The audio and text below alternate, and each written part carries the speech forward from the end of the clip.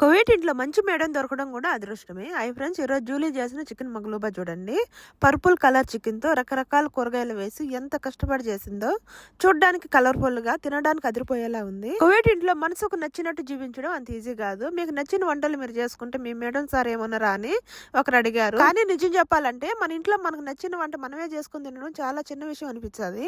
కానీ పరాయి ఇంట్లో పనిచేసే వాళ్ళకి అది కూడా పరిస్థితులను బట్టి ఉంటుంది. ఎందుకంటే మనం ఇక్కడ మన కోసం మాత్రమే ఉండం, మన కుటుంబం కోసం, పిల్లల భవిష్యత్తు కోసం ఎన్నో ఆశలతో కష్టపడుతుంటాం. అందుకే ఒక మాట గుర్తుపెట్టుకోవాలి, చదువు ఉన్న సంసారం సంతోషంగా లేకపోతే ఆ చదువు ఏం ఉపయోగం, డబ్బున్న మనసుకు ప్రశాంతత లేకపోతే ఆ సంపద ఏం ఉపయోగం, భక్తి ఉన్న మనసులో మంచితనం లేకపోతే ఆ భక్తి ఏం ఉపయోగం ఉండదు, ప్రేమ ఉన్న మనసుకు ప్రశాంతత లేకపోతే ఆ ప్రేమ ఏం ఉపయోగం ఉండదు. కానీ మన జీవితంలో మనసుకు ప్రశాంతత, మనుషులకు గౌరవం, కుటుంబానికి సంతోషం ఉంటేనే మనం ఎంత కష్టపడినా కష్టానికి అర్థం ఉంటుంది. కువైట్ లో పనిచేసే ప్రతి ఒక్కరి జీవితం బయటకు కనిపించేది ఒకలా ఉంటది, కానీ వాళ్ళ మనసులో ఉన్న కథ ఇంకోలా ఉంటది.